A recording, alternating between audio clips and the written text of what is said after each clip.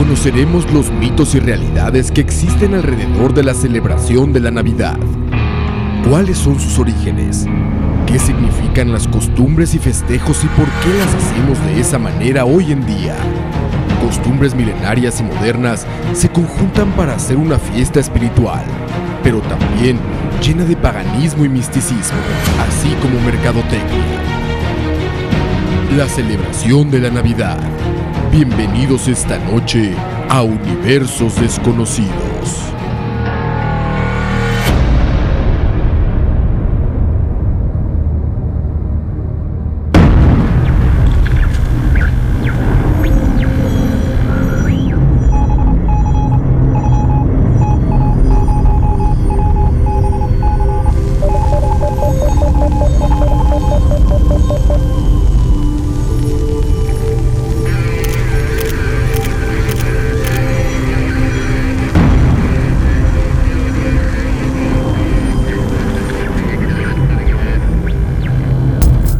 Cada 25 de diciembre, alrededor del mundo se celebra la que para muchos es la festividad más importante del cristianismo, la Navidad.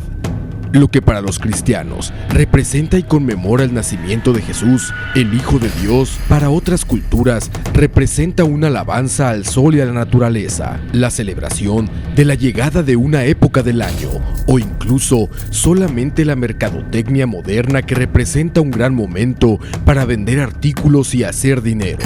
El árbol, el portal, la estrella de Belén son solo algunos de los símbolos que utilizamos actualmente y que se remontan a miles de años antes de Cristo. En la investigación de estos y muchos otros se ha descubierto grandes enigmas de la humanidad, tales como reliquias sagradas, que a pesar de haber sido analizadas científicamente, siguen sin arrojar resultados lógicos para la ciencia, haciéndonos pensar que posiblemente tengamos en nuestras manos las verdaderas reliquias de alguien tan relevante en la historia de la humanidad como el mismo Jesús de Nazaret.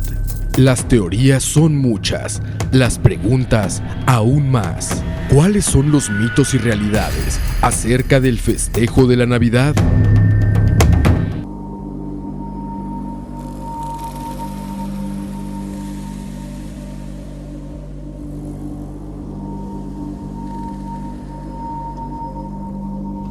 Muy buenas noches, bienvenidos una vez más a Universos Desconocidos.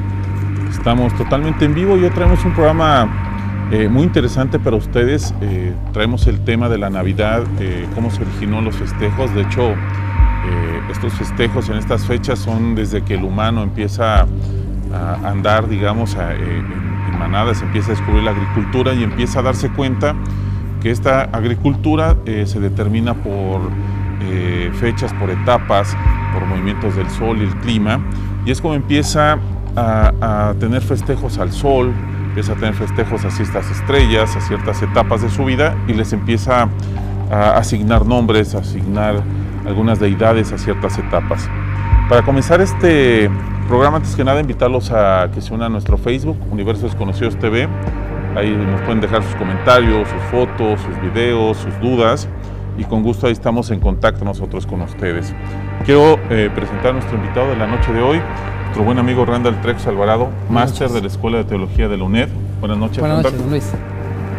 El tema de la Navidad, Randall, todo el mundo conocemos la Navidad tradicional moderna que conocemos, de Santa Claus, de los duendes, de Rodolfo el Reno, de la fecha de que nació Cristo, pero fue algo que se fue formando, no fue algo que desde un inicio nació así, ¿no? Sí, la Navidad es una construcción social, algo difícil de entender si lo vemos desde el lado científico, porque es una construcción. Lo primero es que las primeras comunidades cristianas encuentran en Jesús al Cristo, y relevante que es la vida de Jesús, su nacimiento o su muerte. Para la Iglesia Católica, relevante es la resurrección de Jesús. Claro. No aún así su nacimiento.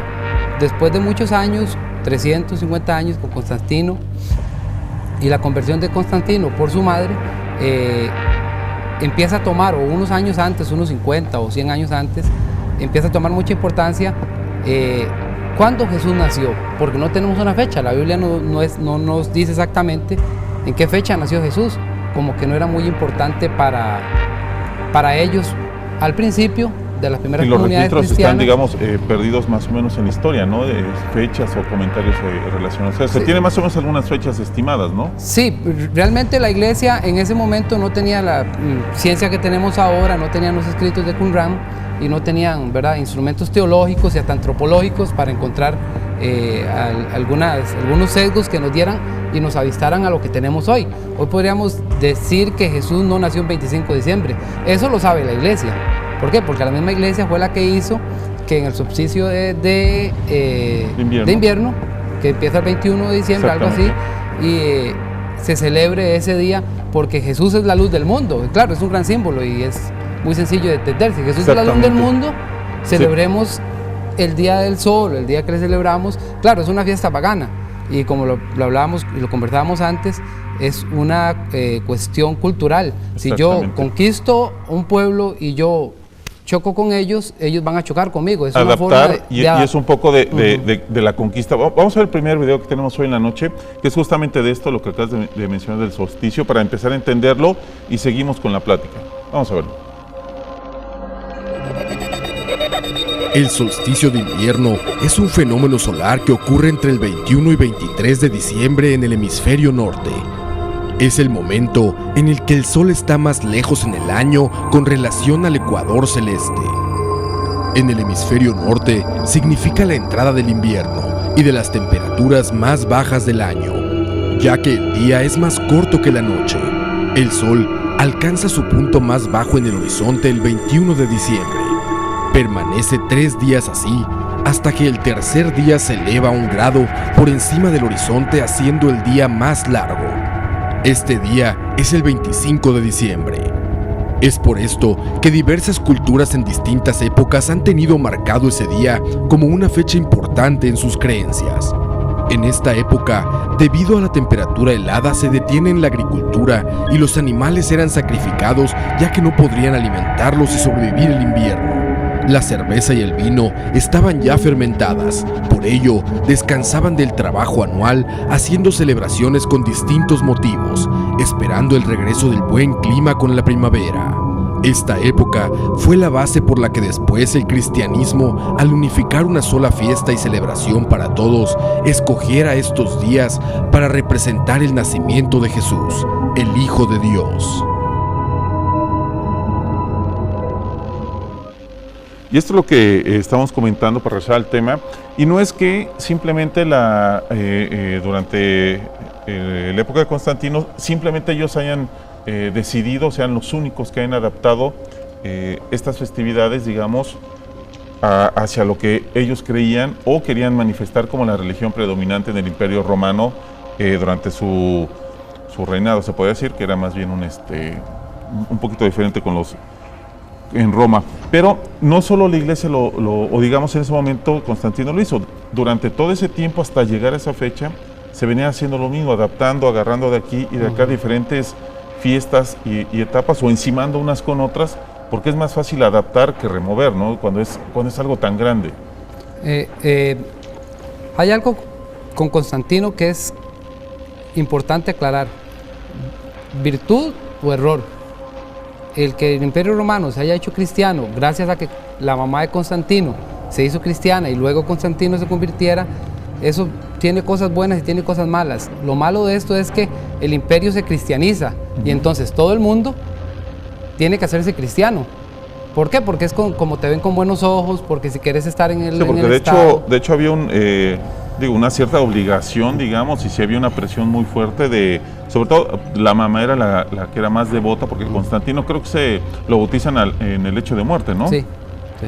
Entonces sí había una presión social muy fuerte para que, digamos, todos los que estuvieran bajo el Imperio Romano creyeran en la religión que había impuesto la madre de Constantino, ¿no? Sí, Constantino gana una guerra y lleva la cruz y promete que si gana, entonces como que empieza a ver el milagro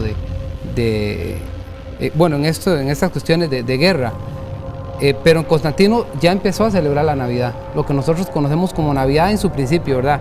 Que es el nacimiento del Hijo de Dios, con un dato importante: ya reconocen a Jesús como Hijo de Dios por el concilio, y 2, fijan como una fecha importante el nacimiento de Jesús. Y esto va sucediendo justamente cuando crean también, digamos, la Biblia como la conocemos ahora. Empieza todo ese, digamos, ese camino hasta conocer la religión como la tenemos hoy. Y porque en ese momento, para irnos a ver el siguiente video que tenemos preparado, se festejaba, digamos, en ese tiempo, en la antigua Roma, fiestas paganas de tradiciones antiguas, se festejaba la Saturnalia, que era lo que conocemos en ese momento el festival que se hacía en los solsticios, y fue lo que sustituyeron. Vamos a ver este video de la Saturnalia que tenemos preparado para ustedes y seguimos a como dar estos datos para ir entendiendo cómo nace físicamente real en la historia la Navidad.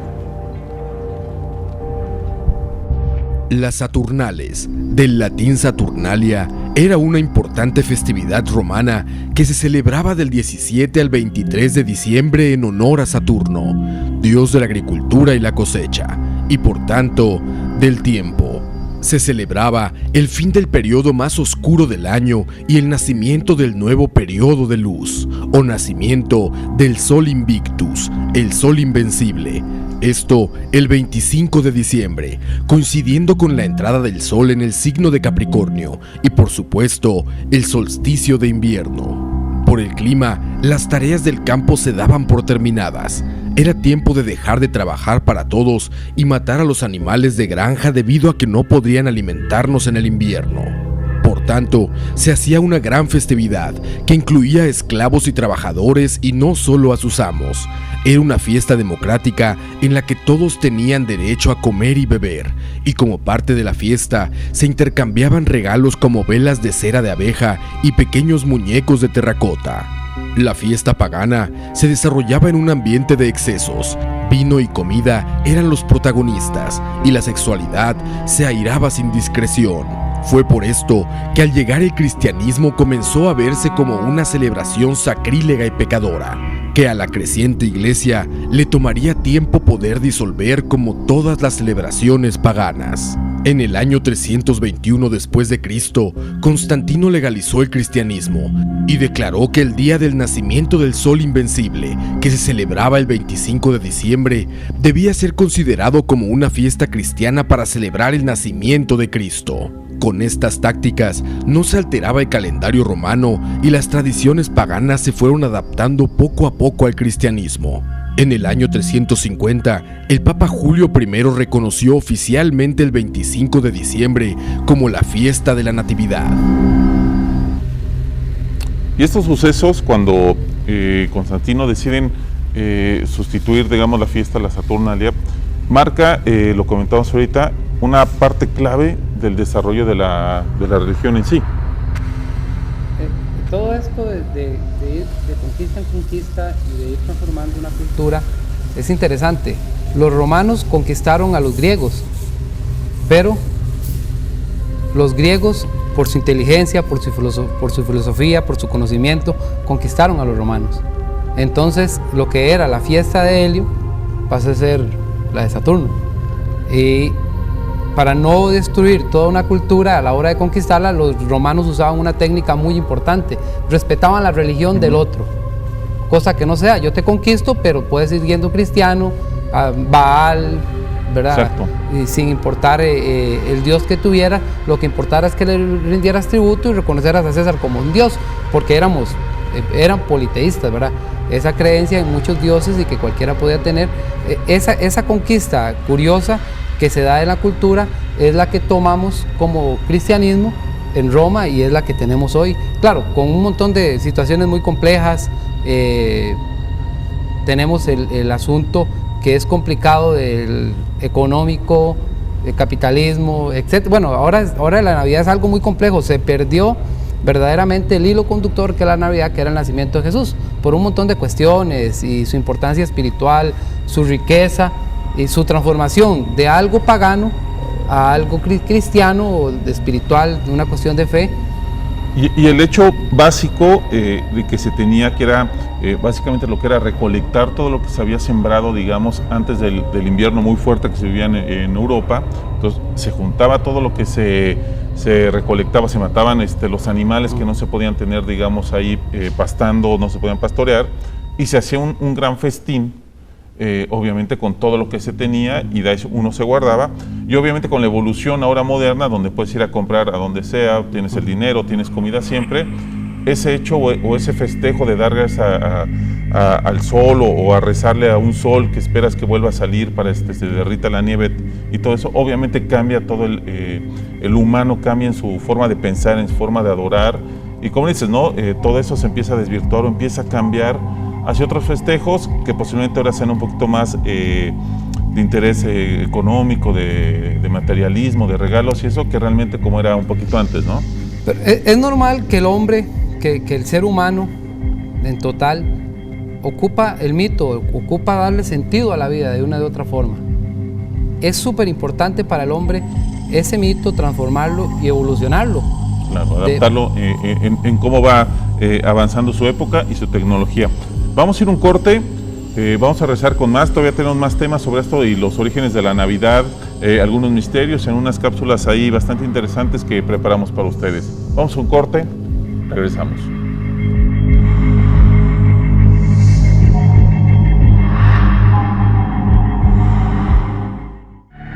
Los orígenes del árbol de Navidad. Cuando los primeros cristianos llegaron al norte de Europa, descubrieron que sus habitantes celebraban el nacimiento de Frey, dios del sol y la fertilidad, en la fecha próxima a la Navidad cristiana. Este árbol simbolizaba el árbol del universo, llamado Yggdrasil, en cuya copa se hallaba Asgard, la morada de los dioses, así como el Valhalla, y en las raíces más profundas estaba el Helheim, el reino de los muertos. Posteriormente, con la evangelización de esos pueblos, los conversos tomaron la idea del árbol para celebrar el nacimiento de Cristo, pero cambiándole totalmente el significado. Se dice que San Bonifacio, evangelizador de Alemania, tomó un hacha y cortó un árbol que representaba al Yggdrasil, aunque también pudo ser un árbol consagrado a Thor, y en su lugar plantó un pino. Simbolizó el amor de Dios adornándolo con manzanas y velas. Las manzanas simbolizaban el pecado original y las tentaciones, mientras que las velas representaban la luz de Jesucristo como luz del mundo. Conforme pasó el tiempo, las manzanas y las luces se transformaron en esferas y otros adornos. Después, se agregó la tradición de poner regalos para los niños debajo del árbol, enviados por los Reyes Magos o Papá Noel, dependiendo la leyenda de la región donde se encuentre. Regresamos una vez más con Universo Desconocido, seguimos con este segundo bloque. Quiero recordarles que estamos a través también de Facebook, Universo Desconocidos TV, estamos ahí leyendo sus comentarios. También tenemos regalo, más al rato tenemos un DVD de regalo, igual como lo hicimos la semana pasada.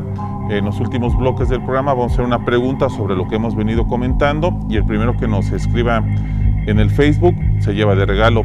También quiero recordarles que este próximo domingo 22 vamos a tener 2 horas con lo mejor de Universos Desconocidos de 8 a 10.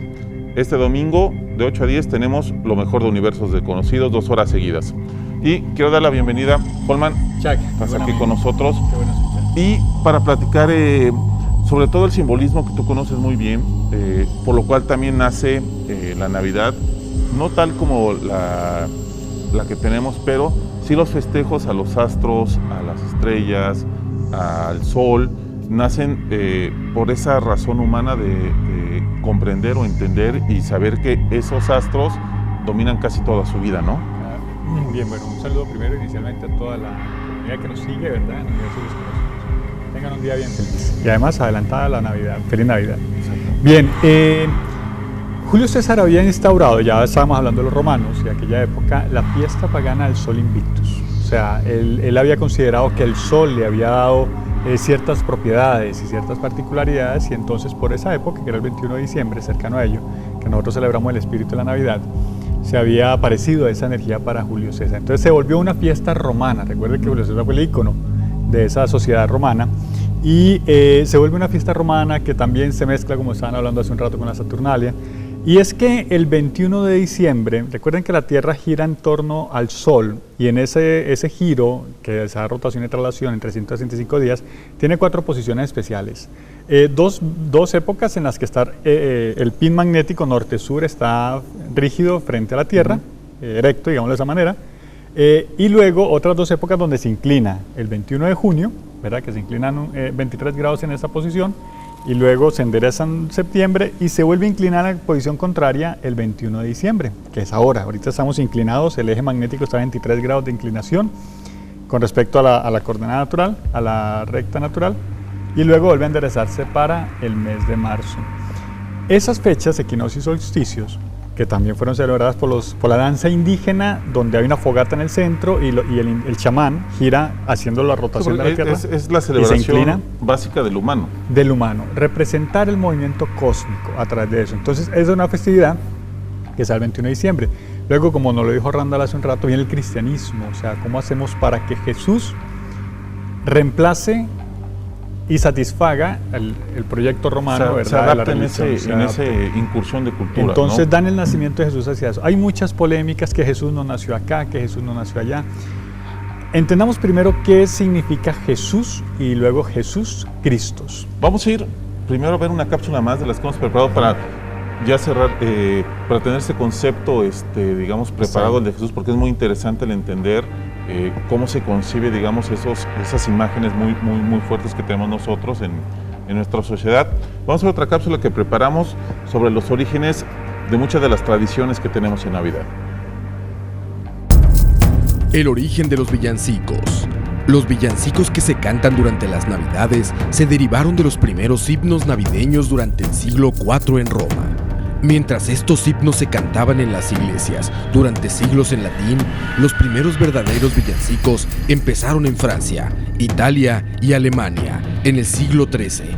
Estos villancicos, escritos en lenguaje vernáculo del área donde se creaban, donde se cantaban con entusiasmo durante los eventos comunales y festivales, no específicamente creados como villancicos navideños, sino como canciones para diversos tipos de fiestas.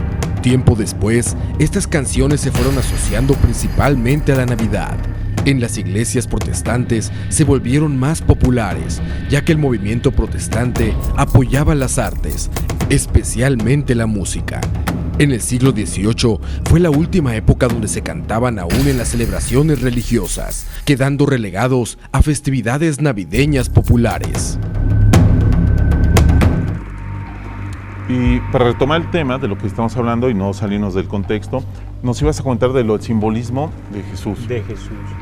Jesús inicialmente, bueno, como encontramos en la Biblia, no, el ángel le dice a María, ¿verdad?, que le pondrás por nombre Emanuel, que no era el nombre de Jesús, ¿verdad?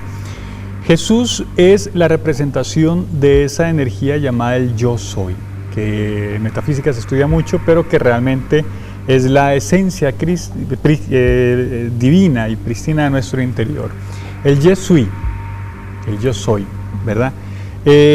Jesús es esa representación interna. Jesús representa la luz que cada uno de nosotros tiene dentro de nuestro corazón y que emana hacia ello y que nace directamente de una energía virginal, sagrada y femenina, como lo es nuestra alma, que viene representada por María, que también fue representada por en los egipcios esa deidad como Nuit, la diosa del cielo, y Maya, las primeras eran la madre tierra, lo que veían los celtas y demás, ¿no? Freya, que era la de los nórdicos, ¿verdad? Entre los nórdicos que eran después las culturas celtas, y siempre había una deidad cósmica femenina, María, Maya, Isis, Freya, Radha, en el panteón hindú. Y todas estas deidades representan siempre la energía sagrada de nuestra alma y el alma cósmica universal, que es la misma. Nuestra alma es parte del alma universal de Dios. Y está José, que es su padre putativo, que representa nuestra materia, porque el Padre Divino es la luz, claro, que es Dios, de donde el Espíritu Santo lo engendra a través del alma. Digamos que es lo que le da el toque humano a la receta. El toque humano a la receta. Recuerden que nosotros somos una dualidad espíritu-alma. El espíritu es de características masculinas y el alma es de características femeninas, y ahí tenemos una dualidad, un matrimonio energético. Nuestra alma, que es de la misma alma universal, somos parte de Dios en el universo, María, y nuestro espíritu, Dios, la luz, que lo hace nacer en este cuerpo, donde crece y se desarrolla la energía sagrada del Yesui, yo soy, que se llamaría Emanuel según el ángel, pero que más adelante la adopta en la personificación divina del yo soy. Yo soy el camino, yo soy la verdad, yo soy la vida. En el Evangelio de Juan narra cuando Jesús le dice a los sacerdotes, antes que Abraham, yo soy, y los sacerdotes se enojaron contra él, y algunos textos narran otras cosas. pero es porque Jesús viene a representar, a encarnar la energía sagrada de tu luz. Y ahí viene el Sagrado Corazón de Jesús narrando la luz. Y en la doctrina de Jesús, cuando uno la entiende a través del principio, él siempre habla de que tú eres una luz, de que tú eres una luz energética, un yo soy. Yo soy entra en tu corazón y ora al Padre que todo lo ve, y desde ahí adentro en tu luz, conéctate y empieza a decir, Padre nuestro que estás en los cielos, cuando los discípulos le piden que le enseñe a orar. Exactamente. Yo soy. Y después, cuando ya es bañado en las aguas sagradas, que eso es un misterio iniciático, recuerda que Jesús representa mucho los misterios iniciáticos, se convierte en el yo soy cristal, yo soy energía cristalina, yo soy cristal, yo soy Cristos, yo soy Cristo o Jesús Cristo, ¿verdad? Que es la energía que Él viene a representar en el mundo, la energía sagrada de la luz. Eso es Jesús cristalizado, convertido al Padre y regresado de nuevo al Padre para indicarnos que todos nosotros, que somos ese yo soy, parte de ese yo soy universal, podemos regresar de nuevo a la luz del Padre a través de nuestro propio desarrollo espiritual. ¿Qué es el camino, digamos, y también la esencia de estas fiestas, que es lo que se viene trabajando, o sea, se viene haciendo, se viene rindiéndole culto desde 2000 años. Desde que eso, digamos, en el cristianismo, pero desde la antigüedad del humano, desde que empieza a sembrar, desde que empieza a observar el sol, el movimiento, empieza a resonar eso. Vamos a ir a un corte.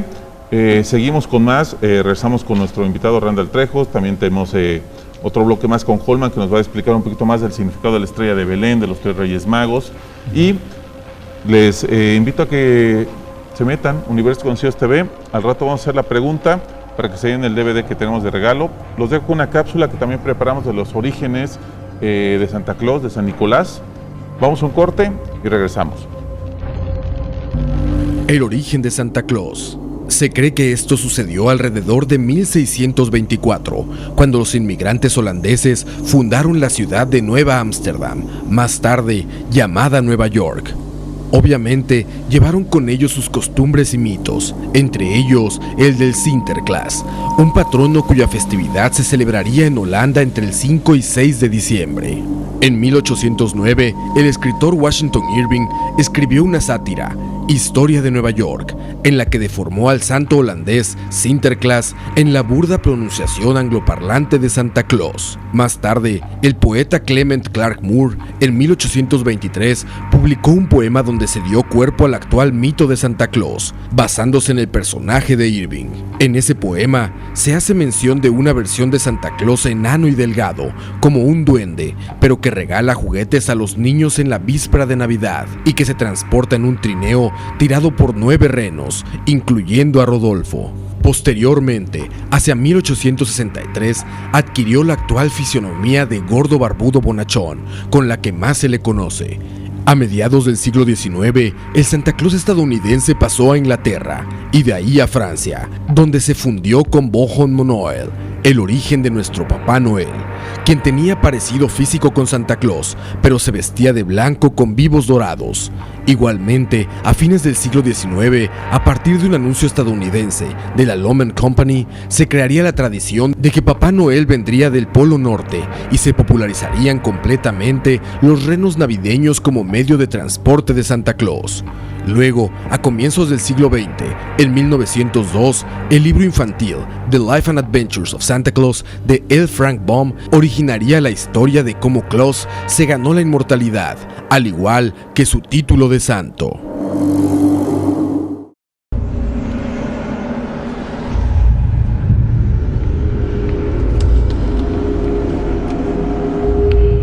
Top 10. Las reliquias de Cristo. 10. La Santa Túnica, el Santo Abrigo de los Ladrones y el Santo Abrigo de Trier. La Santa Túnica de Cristo se ha dicho que fue usada por Jesús durante su crucifixión. De acuerdo a la leyenda, Helena, madre de Constantino el Grande, descubrió la túnica en Tierra Santa en el año 327 o 328 con otras reliquias que incluían a la cruz verdadera. 9. La Santa Lanza. La Santa Lanza, también conocida como la Lanza del Destino o la Lanza de Longinus, es el nombre dado a la lanza que atravesó el costado de Jesús mientras colgaba de la cruz. La lanza es mencionada en el Evangelio de Juan. El Evangelio narra que los romanos planeaban romper las piernas de Jesús, un método usado llamado crurifragium, usado para acelerar la muerte durante la crucifixión.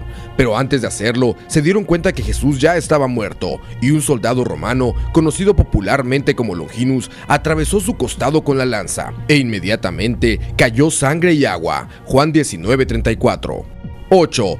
La corona de espinas. San Juan contaba que los soldados romanos se burlaban de Jesús y de su divinidad, colocándole una corona de espinas en su cabeza. La corona, que se encuentra en la Catedral de París, es un círculo de cáñamo sostenido por alambres de oro, y las espinas están sostenidas a este círculo que mide 21 centímetros. Estas fueron divididas durante los siglos por los emperadores bizantinos y los reyes de Francia. Existen 70 espinas, todas del mismo tipo, que se ha confirmado provienen de las espinas originales. 7. La cruz verdadera. En la tradición cristiana, la cruz verdadera es la cruz de madera que se usó para crucificar a Jesús. En el presente, muchos fragmentos claman ser pedazos verdaderos de la cruz, pero en muchos de los casos es difícil establecer su autenticidad. Algunos pedazos, incluyendo la mitad de la tableta con la inscripción de INRI que se preserva en la Basílica de Santa Croce, en Jerusalén, en Roma, aún se conservan en muchas iglesias por toda Europa. La autenticidad no es muy aceptada por la mayoría de los cristianos. 6. El sudario de Turín. El sudario de Turín es la reliquia más conocida de Jesús y uno de los artefactos más estudiados en la historia de la humanidad. Los creyentes afirman que esta es la sábana que fue puesta sobre el cuerpo de Cristo al momento de su entierro, y lo que quedó marcado es la imagen sagrada de Jesús. Los detractores comentan que la sábana es más reciente, casi un milenio a la muerte de Jesús. Top 10. Las reliquias de Cristo. Y aprovechando ahorita el top 10, que es muy interesante con las reliquias, y el tema que también la Navidad, porque obviamente es el festejo primordial del nacimiento de Cristo, hablamos un poquito sobre, hay muchas, digamos, contradicciones, ideas ahí de entre si nació en un lugar, si nació en otro lugar, qué día nació, si existió, si no existió, ahí investigando hemos leído un poco de que realmente no era no vestía el tan humilde, sino que vestía un poquito más acorde, digamos, a bien vestido, porque de hecho hay un pasaje, creo, donde se comenta que los soldados romanos se pelean por la túnica que llevaba él, ¿no? A la hora de estarlo azotando. Entonces, más o menos, ustedes que conocen, tú que eres el experto, Randall, ¿qué realmente son, digamos, lo que tenemos sobre esto? Vamos por partes. Lo primero es resolver la primera pregunta. ¿Jesús nació el 25 de diciembre? Respuesta fácil, no. Eventualmente lo que importa es el símbolo, lo que hablábamos antes, ¿verdad? Un 6 de abril, junio, porque decían que Juan nació 6 meses después, que Juan es el dato que nos arroja la Biblia. Claro. Y tenemos a veces más datos de Juan el Bautista que de Jesús. Junio, julio, septiembre es la última fecha que ponen sobre el nacimiento de Jesús. Independientemente de la fecha, lo importante es el símbolo. Lo rico del símbolo del nacimiento de ese hombre que vino a cambiar la historia de la humanidad. Hay tantas cosas que se dicen. Yo creo que la más cierta de todas es que sí existió. Porque de hecho, perdón que te interrumpa, Randall, hay más o menos unos estudios que a mí me parecieron interesantes de cómo nacen, digamos, las figuras de una religión o cómo podrían darse, y lo tenemos en la época moderna, ¿no? Por ejemplo, hemos visto en algunos lugares donde hay dictaduras, por ejemplo en Corea del Norte, donde todo ese tipo de religiones centradas hacia una persona, o algunas más modernas, un poquito ahí medio raras, medio locas en Japón, están basadas en una persona real, obviamente en poco tiempo.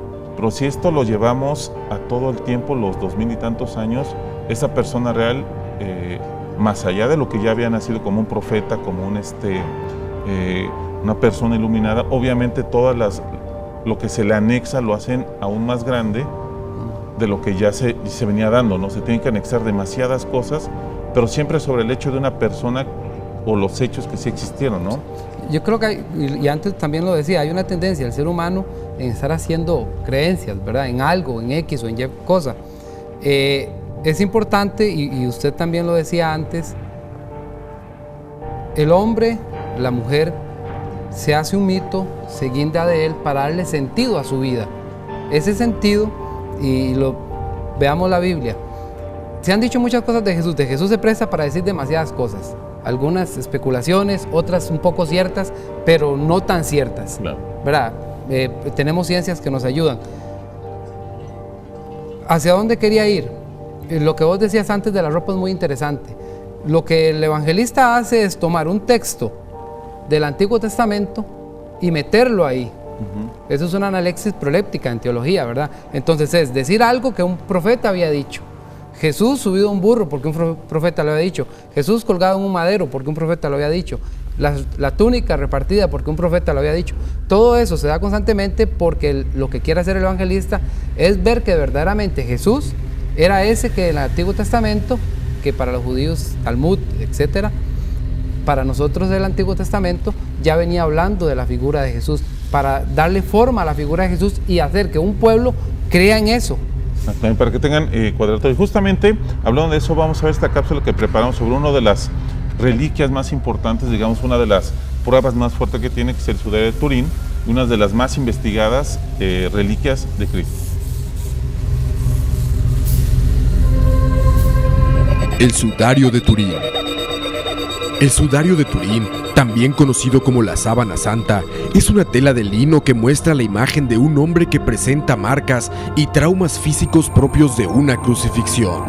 Es por esta razón que de inmediato fue relacionado con Jesucristo. Algunos sostienen que el sudario es la tela que se colocó sobre el cuerpo de Jesucristo en el momento de su entierro, y que el rostro que aparece es del mismo Jesús.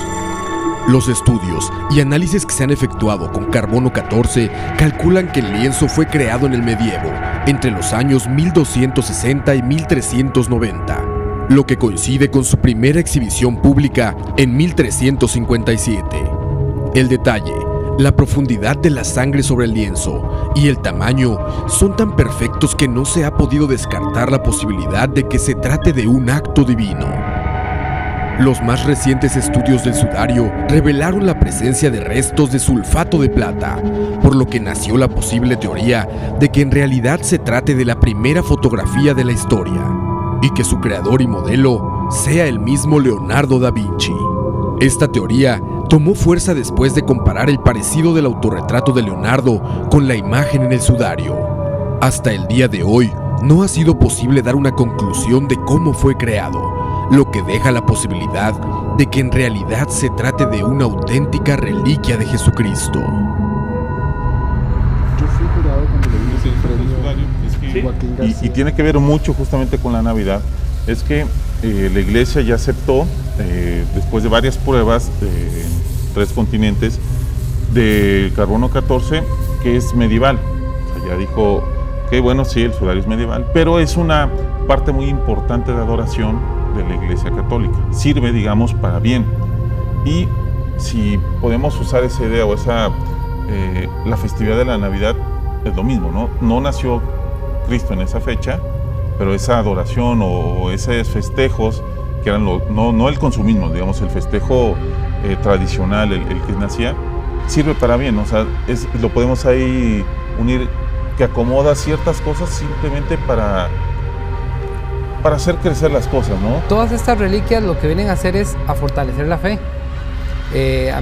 Hay un dato curioso en el Arca de la Alianza de los judíos. En el Arca de la Alianza están los 10 mandamientos que supuestamente Dios los escribió a puño y letra, ¿verdad? Puño y letra suyo. Está ahí la vara de Aarón, que también tiene su historia, y el vaso de maná, que fue el maná que estaba en el desierto, y Dios dijo: mira, metan estas 3 cosas en el arca. El problema es, ¿dónde está esa arca? Claro. No se sabe dónde está esa arca. Igual pasa con el manto. La iglesia por mucho tiempo lo estuvo escondido o lo tuvo guardado, en realidad no escondido porque creo que el verbo es feo. Lo tuvo guardado y no lo prestó para que lo analizaran o lo estudiaran. Al principio dijeron que lo que dieron fue una orilla, ¿verdad? Una esquinita, entonces esa esquinita fue analizada, pero había sido que era algo que habían pegado ahí en el tiempo, que se había quemado, que saliendo, y como dice usted ahora, la iglesia lo analiza, y lo importante, vuelvo a recalcarlo, es lo que simboliza eso para la fe de las personas, para la fe de un pueblo, de una iglesia que cree, y que es importante porque es un símbolo de su fe, de su creencia, de su espiritualidad, y no pasa eso.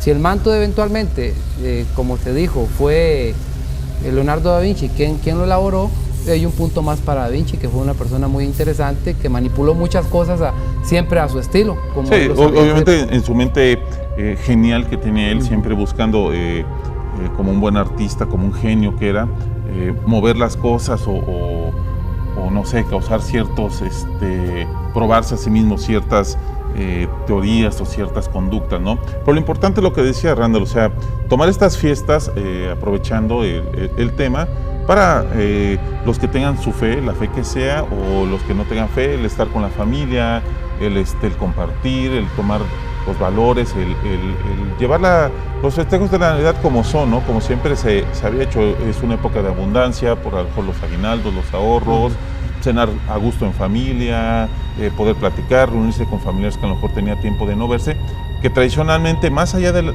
festejo de la Navidad que promueve la familia de Cristo, la unión, su nacimiento, también las fiestas paganas venía lo que era el estar toda la tribu junta, el festejar que había sido una buena cosecha, que había sido un buen año, y tener un banquete propio, digamos, para el año, y agradecer y dar gracias y pedir para el año que viene, no sea igual o mejor, ¿no? Sí, es lo importante y lo interesante.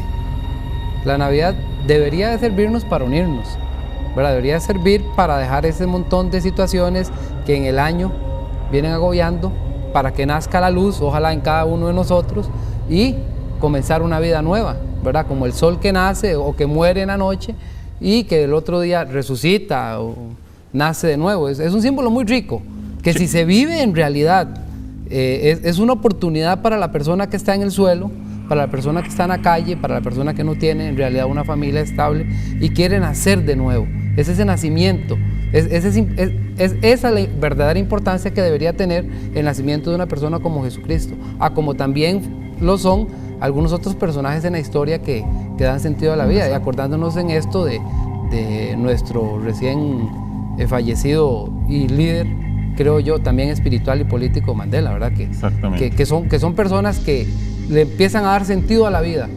Él no murió, él nació.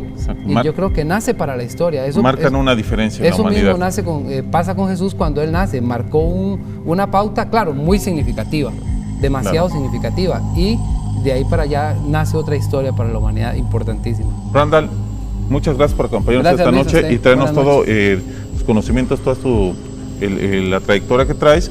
Y vamos a ir a un corte.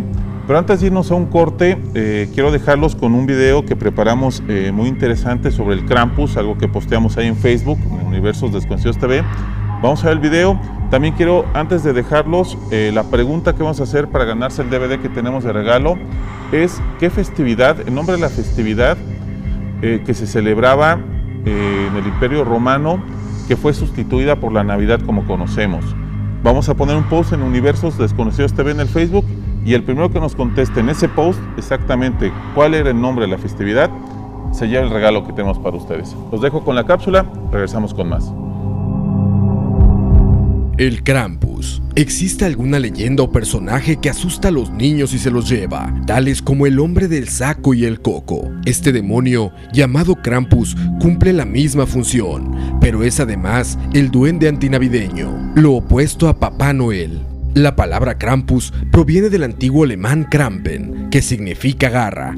Este demonio es sirviente de Santa Claus y es el encargado de castigar a los niños malos en la víspera de Navidad. Y si los niños no se portan bien, los lleva al infierno en su cesta. Según la leyenda, este demonio que vive bajo tierra aparece en la tarde del 5 o 6 de diciembre, merodeando las calles durante 2 semanas, haciendo sonar campanas y cadenas oxidadas, que usa para asustar con su presencia. Su apariencia es representada por una criatura parecida al Cernunos, con un rostro diabólico acompañado de una larga lengua roja, cuernos en la frente y una mirada enfermiza. Su cuerpo está cubierto por un oscuro y tupido pelaje.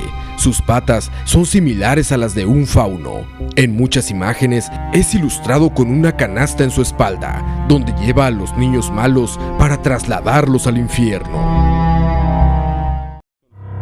Los 3 Reyes Magos. La primera vez que surge el nombre con el que hoy conocemos a los Reyes Magos es en la iglesia de San Apolinar Nuovo, en Rávena, Italia. El friso de la imagen está decorado con mosaicos de mediados del siglo XVI que representan la procesión de las vírgenes. Esta procesión está conducida por 3 personajes vestidos a la moda persa, tocados con un gorro frigio, y su actitud es la de ir a ofrecer lo que llevan en las manos a la Virgen, que está sentada en un trono y tiene al niño en su rodilla izquierda.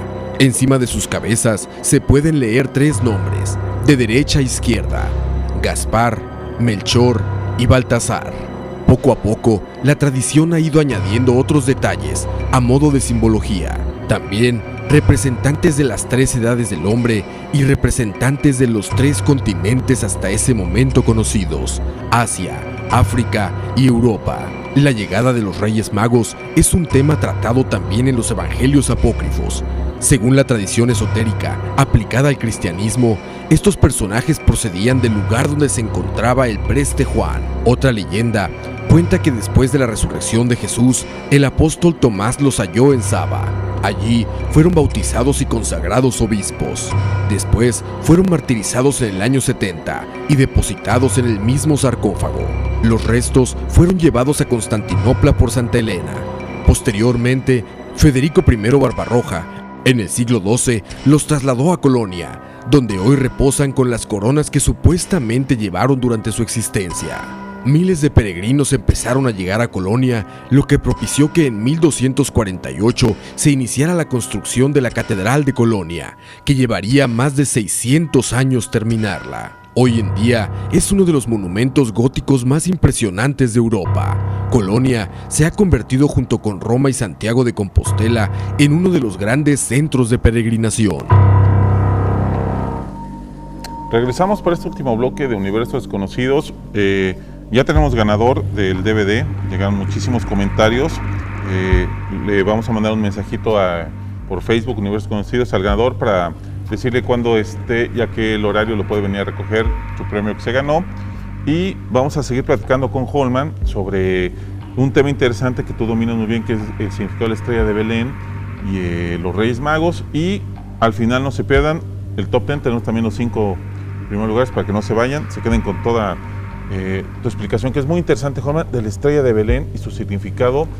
Ya lo habíamos comentado antes entre nosotros, pero la gente creo que es interesante que lo entienda. Bien, hay que tener en cuenta que en la antigüedad hubo reyes que, además de ser reyes, eran sabios. Y en la antigüedad, todo aquel que era alquimista o astrónomo o astrólogo, que mirara el cielo, que conociera las bondades de la naturaleza, era considerado mago, ¿verdad? Y tenemos ahí 3 reyes que eran reyes y, además de ser reyes, eran magos, como Salomón, que fue un rey y que fue mago. Moisés, que pues no tiene título de rey, pero guió al pueblo como un rey y que fue mago. Y así en la historia hubo otros. David, digamos, es uno muy el padre de Salomón, que fue rey y también mago, y que tenían el conocimiento de lo misterioso, de las bondades del universo, la conexión con los ángeles, con los seres divinos. Entonces, en la antigüedad era muy común que un rey fuese mago, y si no lo era, por lo menos tenía asesoría de un mago, tenía asesoría de un astrólogo y alguien que estaba embelecido con... Porque casi todas las mayoría de sus decisiones las tomaban de acuerdo a los astros y cómo se estaba moviendo su mundo, ¿no? Bueno, todavía tú has hecho programas donde en Estados Unidos se toman decisiones a partir de estudios que se hacen en la astrología. George Bush era uno de ellos. Ok, Bush era uno de ellos. Entonces, un rey mago era alguien que era un rey. Ahora, uno se imagina 3 hombres llegando solos, ¿verdad?, hacia a adorar al niño. Tal vez esta es la forma ideológica de dibujarlo, pero uno se puede imaginar que un rey venía con su séquito, con un montón de gente que lo cargaba en una carroza y que lo cargaban, que lo vestían, lo bañaban. Que lo vestían, lo bañaban. Entonces imagino que no era solamente los 3 reyes magos, sino que también venían con sus cortes. Los 3 reyes magos eran astrólogos y astrónomos persiguiendo una estrella, ¿verdad?, que se posaba directamente sobre la localidad de Belén, y ya conocemos la historia con Herodes, y que venían preguntando por el niño, porque en sus oráculos habían descubierto, sabían que venía un Mesías, que venía una esencia de luz que había sido pronosticado 700 años antes por Isaías. que fue el astrólogo de un rey de aquella época. Y Isaías pues ya había hablado del niño que nacería allí, o de Jesús. Entonces estos venían buscando la estrella, pero en su simbología interna, o sea, esa es la historia que conocemos, pero en la simbología interna ellos representan 3 centros de poder en nuestro cuerpo, que están representados en el árbol de la vida cabalístico hebreo, que representa el más luminoso, ¿verdad? El otro, el más caucásico, el pelirrojo, el caucásico, que es de pelo negro, que representa el cerebro, y el negro, que representa la otra zona, el otro sol de nuestro cuerpo. Eso lo trato en el libro Los 3 soles y la sabiduría fiel, para el que lo quiera tratar, que son los 3 soles del árbol cabalístico del que hablaste. Exactamente. Y también funciona como una paradoja de la rendición, digamos, de los pueblos, del reinado hacia el Mesías, hacia la nueva el nuevo religión, rey. El nuevo rey, ¿no? Holman, tenemos que despedirnos. El próximo año regresamos con mucho más, claro, con muchos más temas. Claro quiero darte las gracias por estar acá con nosotros. A ti, Chagui, muchas gracias también a la audiencia. Nos tenemos que ir, los vamos a dejar con los 5 primeros lugares del Top 10 y queremos agradecerles todo este año por estar con nosotros, acompañarnos, sintonizarnos, sus mensajes, sus fotos. Y no me queda más que desearles un feliz año, una buena Navidad y que la pasen muy feliz con todos los que ustedes quieren y los rodean. Los dejamos con el Top 10. Muchas gracias. Feliz Navidad.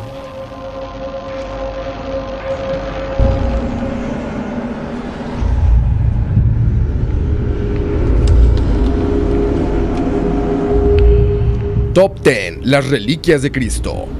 5. La corona de hierro de Lombardia. La corona de hierro es un relicario y uno de los más antiguos símbolos de la realeza de Europa. La corona se volvió un símbolo del reino de los lombardos y después de la Italia medieval. Hoy en día se encuentra en la Catedral de Monza. La corona está hecha de una delgada banda de acero que, según la tradición, es uno de los clavos usados durante la crucifixión de Cristo. La parte exterior tiene 6 segmentos de oro unidos y decorado con 22 piedras preciosas en forma de flores y cruces. 4. El velo de Verónica. El velo de Verónica, que de acuerdo a la leyenda fue usado para limpiar el sudor de Jesús mientras cargaba la cruz, muchas imágenes claman ser el velo de Verónica. Muy pocas inspecciones e investigaciones se han realizado en tiempos modernos. La más detallada se llevó a cabo en el siglo XX, en 1907, cuando el historiador de arte jesuita Joseph Wilpert, a quien se le permitió remover los 2 pedazos de vidrio que protegen la imagen. 3. Scala Sancta. La Scala Sancta, o la Escalera Santa, de acuerdo a la tradición cristiana, son los escalones que llevaron al Praetorium de Poncio Pilatus en Jerusalén, donde Jesús se paró camino a su juicio. Las escaleras fueron supuestamente llevadas a Roma por Santa Elena en el siglo IV. 28 escalones de mármol, enmarcados por cajones de maderas, ubicados en las basílicas de San Juan de Letrán. La escalera lleva el Sancta Sanctorum, la capilla personal de los primeros papas en el Palacio de Letrán, o la capilla de San Lorenzo. 2. El Mandilion. La imagen de Edesa, conocida como el Mandilium, supuestamente fue enviada por el mismo Jesús al rey Abgar V de Edesa para curarlo de lepra, con una carta declinando visitar al rey. La historia de esta imagen es producto de siglos donde estuvo apareciendo y desapareciendo constantemente. Al día de hoy, 2 imágenes claman ser el Mandilion. Una es el sagrado rostro de Girona en la iglesia de Bartolomé, en Girona. El otro, el rostro sagrado de San Silvestre, guardado en la capilla de Matilde en el Palacio del Vaticano. Un dato es que el objeto adorado durante el siglo VI al siglo XIII en realidad era el sudario de Turín y no el Mandilion. 1. El cáliz sagrado. El cáliz sagrado es un objeto que aparece en la literatura de algunas tradiciones cristianas relacionadas con el plato, la copa o plato que usó Jesús en la última cena y que supuestamente posee poderes milagrosos. Este cáliz fue dado a José de Arimatea por una aparición de Jesús y es mandado a la Gran Bretaña. Algunos escritores cuentan cómo José usó el grial para guardar la sangre de Cristo mientras lo enterraba. La búsqueda del cáliz sagrado forma una parte importante de las leyendas del rey Arturo. La leyenda tiene partes de relatos cristianos y celtas. También los trabajos de Leonardo da Vinci presentan el cáliz sagrado como derivativo del sang real o la sangre santa, el linaje de Jesús que procreó supuestamente con María Magdalena. Top 10. Las reliquias de Cristo.